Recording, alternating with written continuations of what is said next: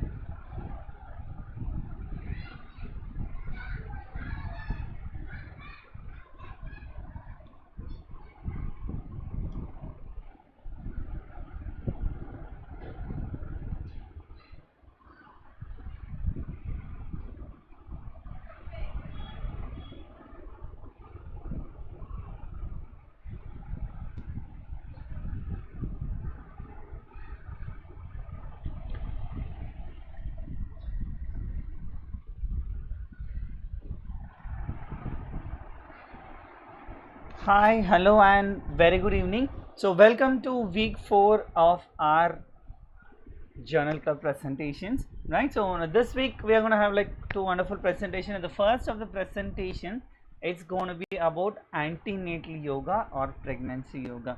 Now we have chosen this topic based on like your opinion poll as such. And to give a general overview before even starting, first and foremost thing, pregnancy yoga, it's been taken like widely all over, right? Like most of us will be taking pregnancy yoga sessions, or in other words what we call as antenatal yoga sessions. But is yoga really beneficial? Okay, so is yoga really beneficial on the pregnancy related outcome? So that is one big question that is addressed in this particular systematic review and meta analysis done by Dr. Deenadayalan et al. So this is what we are going to see this week. Okay, to begin with, we have the title of the paper here, and the authors are Deenadayalan et al. And myself, Dr. Purnima, Dr. Pungurli, Dr. Binsi, and Dr. Mahesh Kumar. Journal is published in an Elsevier journal, European Journal of Obstetrics and Gynecology and Reproductive Biology. It's a PubMed indexed as well. So the digital object inventory DOI number, it is given there, right? So going into the paper, it's a very what do you call, a simple paper, fine. So what they have seen is, they have seen the effectiveness of antenatal yoga in reducing the intensity of labor pain. So we are just seeing the impact of this particular intervention, that is the yoga intervention in labor pain. Okay, fine. So this is a screenshot of the paper in different parts and abstract, just as we saw in the previous sessions. So there are like two types of abstract: structured abstract and unstructured abstract. This one is a structured abstract. Structured abstract in the sense we've got like the background part, the methods of methodology part, results and conclusion. Fine. And one thing it is unique or different in this is that in the method section we are not going to be talking about the samples as such. Fine. So we are not going to be talking about like the how we actually recruit in a RCT and other things. So this is about, in systematic review is nothing but all the previous studies. We just take up all the previous studies, and of that we have certain selection criteria. We choose specific research articles which fits into our inclusion exclusion criteria, and then we systematically review each and all of those papers. Fine, as simple and straightforward as that. So that is what we call as a systematic review. And meta analysis is systematic reviews, I am just reviewing the paper, but meta analysis is I am calculating, I am including the results part as well. Results part in the sense I am including the calculations. If at all there is a reduction in pain, how much of percentage it is, how much of mean it is, and all those details would be included in a meta analysis. Okay, coming into the paper now, the background of the paper talks about labor and labor pain. What is labor, what is pain, what is labor pain, all these things is coming in the background section. And they talk about the 3 stages of labor.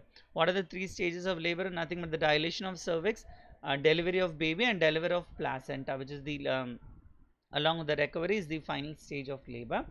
Then they set the scene and come into the different sites of origin of this labor pain.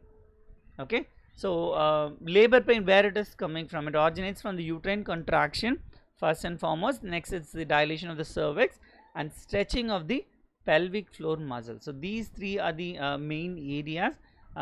These 3 are the different sites of labor pain origin. Now understanding this is very, very important when you are dealing with antenatal or pregnancy yoga. Okay, so what are you going to work on? Like if you are going to work on the excuse, if you're going to work on the pelvic floor muscles, how it's going to be beneficial? It is because it's one of the important sites of origin of labor pain. Okay, so all these things, it's spoken about the labor pain and other things. And what are the current treatments which are given, which are widely given? Pharmacological management includes the opioids and spinal epidural, inhaled anesthetics or analgesic. These are being commonly or widely given, but the problem is again the adverse effects. The problems are the adverse effects of the nausea, vomiting, or like prolonged discomfort and sufferings. So these are the few of the adverse effects of using pharmacological agents. So non-pharmacological agents are used to minimize the adverse effects, and they talk about few of the non-pharmacological interventions like right appropriate breathing practices, perineal massage, acupressure, aromatherapy, reflexology, music therapy, and MBM therapies like yoga. Fine. So this is how the background sets the picture before going into the main part of the study. Okay, so talking about labor pain, 3 different stages of labor, different sites of labor pain, then pharmacological management, what are the pharmacological management which is being used, and then coming into why we have to use yoga. For that they talk about the non-pharmacological different practices, and then say like yoga as a mind-body medicine, it is beneficial. And talking about methodology, most important part, like first and foremost part, I have to search for previous research papers, right? So where did I search? PubMed, Embase, Cochrane Library, Web of Science, CINAHL, and Google Scholar. We would have mostly heard about 2 common search engines. One would be the Google Scholar, the other would be the PubMed. Apart from these 2 search engines, we can also search in these other places like Embase, Cochrane Library, Web of Science, CINAHL. Few of the studies, if not if not it is being indexed in PubMed or Google Scholar, you can find them. I mean, most of it is paid ones, right? So CINAHL, Embase and all those things are paid ones, so you cannot get the full text out of this, but these 2 other things you'll be having. Most of the articles will be visible in PubMed and Google Scholar. And what are the keywords or the medical subject heading terms which were used to search the papers are yoga, prenatal yoga, labor pain, delivery pain. So these are the terms which are used to search, and only articles in English were used and performed according to the Prisma guidelines. Now, as I had promised earlier, every week we would be learning few things in research and research methodology. And this week we'll be seeing a couple of things. One thing is about these guidelines. Okay, so whenever you are submitting or doing a systematic review and or meta analysis, you have to follow the Prisma guidelines. Okay, Prisma guidelines is nothing but there are a set of rules on how you have to select the studies and how you have to present the studies and other things. The Prisma stands for preferred reporting items for systematic review and meta analysis. And apart from this, we have a few other guidelines as well. Kindly make a note of them. Instead of just taking a screenshot of it, kindly make a note of it. Systematic review and meta analysis has to be done as per the Prisma guidelines. Likewise, when you are presenting an RCT, when you are doing an randomized control trial, that has to follow CONSULT guidelines. CONSULT stands for Consolidated Standards of Reporting Trials. Okay, there will be the CONSULT flow chart, there will be CONSULT checklist. All those things we have to go through before submitting the paper to a journal. They will be asking, even if you are not putting like anywhere in the methodology section that you followed the CONSULT flowchart or the CONSULT checklist, they would be sending it back. They would be sending for revision, asking you whether the CONSULT flowchart was followed. Excuse me. If not CONSULT flowchart, they will be asking for whether all the checklist has been properly done. Likewise, when we are presenting case reports, few of you have already published or already would have submitted for case reports. If you are currently writing a case report by yourself, in your institution, either it be the hospital or an academic institution, you have to follow the CARE guidelines. CARE stands for case report. CA, the first two words are CA, case, RE, report. Okay, CARE guidelines need to be followed. And finally, for the observational studies, we have the STROBE guidelines, strengthening the reporting of observational studies in epidemiology. So all the guidelines are like guiding lights. They'll be telling you the right way of writing a paper and publishing it. Okay, we might not be knowing like how much is too much. We would not be knowing is how much is needed or how much are required when we are reporting our study. For that matter, they have given a set of guidelines which makes it much more easier. Now, guidelines are actually made to make the things easier. It's not to make our life difficult. Okay, so these guidelines, if you are following it, the paper submission process becomes much more easier and smoother. Okay, now this is not a part of the paper. This is for the knowledge purpose. When you are into research, this will be very much useful. Kindly make a note of it. If not, at least take a screenshot of it. All right, now coming to this study selection. Now, what are the inclusion exclusion criteria? As I told previously, inclusion criteria would be like a male or female, like between this age to that age, and with this all disease, that all disease. We would be telling about the patients when we are recruiting for our study if it is a randomized control trial. But if it is for a systematic review and meta analysis, we are going to talk about research papers. Okay, we are going to be talking about research papers which has a few criteria. Okay, so here for this study they use only RCTs.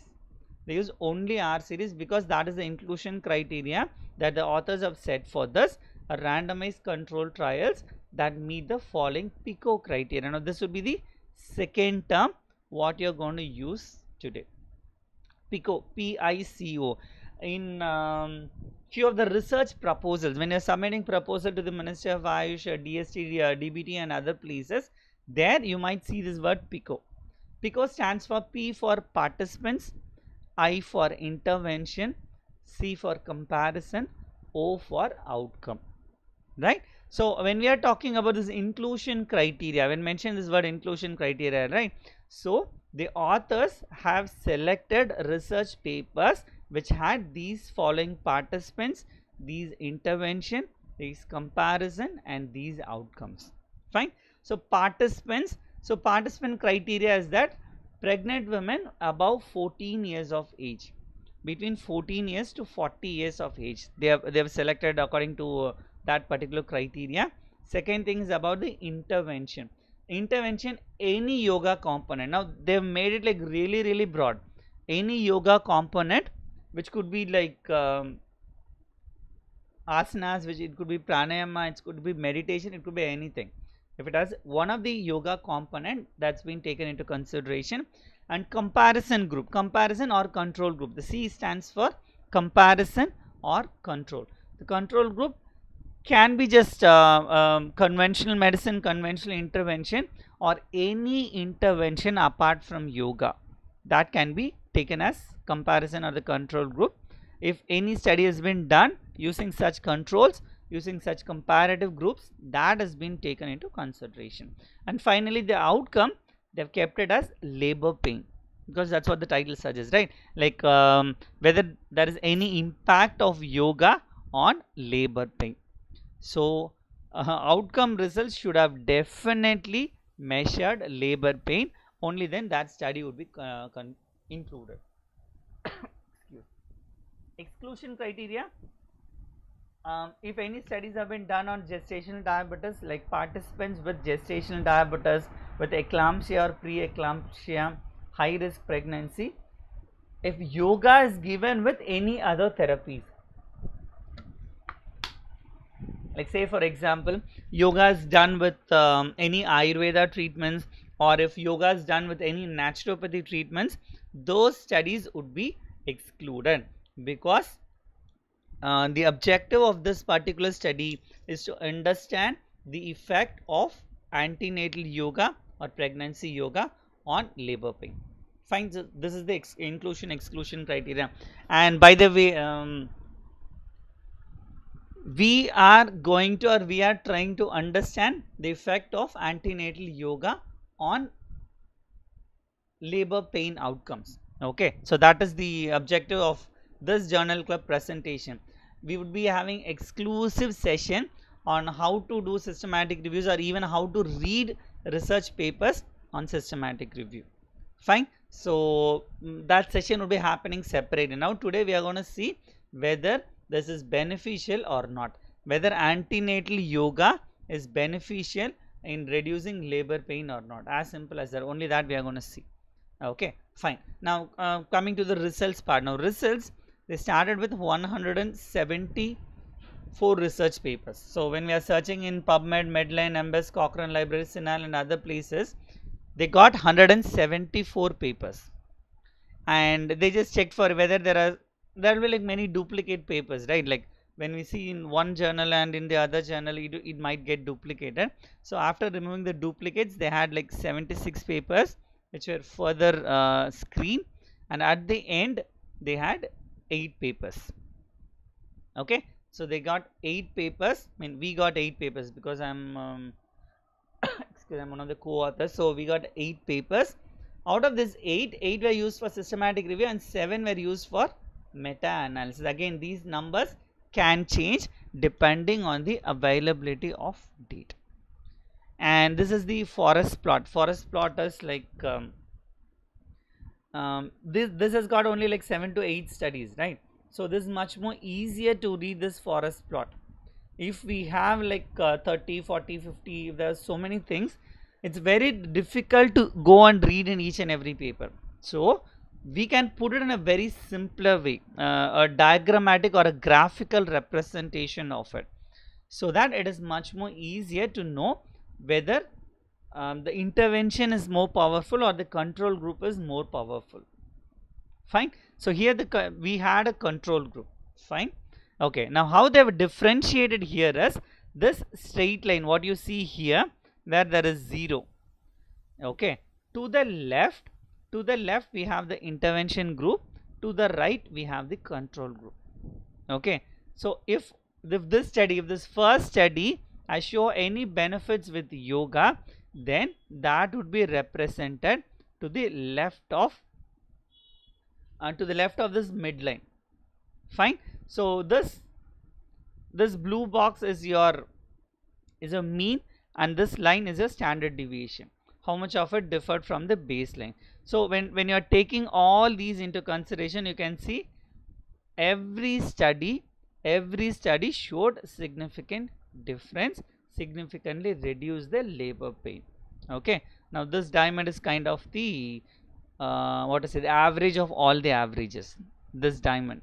Okay, if this diamond crosses the central line, then what that means is there's no significant difference between the group, but thankfully it is well within this central midline part. Okay, so we clearly know and understand that whatever studies has been done so far, all the studies have shown significant reduction in labor pain. Okay, so this is what the results, like 7 of the RCTs done on 462 participants. On the whole, if you're just taking all the RCTs, we have 462 participants. Now if you are doing a study in like at our institution, we'd be having like 30 or 40 participants and we'll be doing a study, and these studies are done across the world. So 7 RCTs done across the world on 462 participants, which is like a reasonable sample size. We can't say like a huge sample size or anything, but it is a very good reasonable sample size. So with this sample size, what they have found is pain intensity got reduced. Okay, pain intensity got reduced as a result of doing this particular intervention. Okay, and the pain intensity was measured using the visual analog scale. That is one important part, and we can just say it as like a negative aspect as well, because it is a subjective measure. Okay, it's a subjective measure asking the patient how painful was it, how much painful was it in one group and how much painful the labor was in the other group. They compared, like if on a scale of 1 to 10 how painful it is, they'll be asking one group and the other group as well, like conventional treatment or other treatment group as well. They'll be asking how painful was it, the whole stage of labor on a scale of 1 to 10. So that is how they measure the visual analog scale, and this is one of the simplest thing to start our research. When you are doing any pain related score, the simplest way to do is using a visual analog scale. Okay, and the results what they found was yoga was effectively reducing labor pain, and there was significant heterogeneity between the studies. That is, like not all studies were the same, obviously, right? Obviously, as you can see over here, few studies have used like asanas, few studies have used a combination of like asanas, chanting om, breathing awareness, yoga nidra, meditation for 60 minutes on different weeks. Okay, so all these were combined in a few had like 30-minute practices, few had 60-minute practices, few had like 60-minute 2 times a week, and here every 2 weeks. So all these changes were there, this is what we call as heterogeneity. For example, if you are going to see the effect of pranayama on hypertension, okay, effect of pranayama on hypertension, if few of them are saying like they have taken nadi shodhana for 10 minutes every day, while some other studies would have taken nadi shodhana for 20 to 30 minutes every day, and some would have taken Brahmari 20 to 30 minutes every day. This heterogeneity, this is what we call as heterogeneity, and that is the reason whenever a study is done, okay, whenever a study is done, it is always better to follow a set standard yoga protocol. Fine, so that would be much more scientific in approach, because anyone who wants to do that particular study in any part of the world, they would be able to choose that specific asanas, that specific set of asanas, and the aim of research is the reproducibility, isn't it? If I am doing some study in India, the same study should give the same results if someone is doing it in some other part of the world. That is possible only if we are having valid protocols. Okay, yoga protein. And the end of it, what we would say is like yoga is not beneficial, or like say like yoga is not scientific, naturopathy is not scientific. Okay, so let us not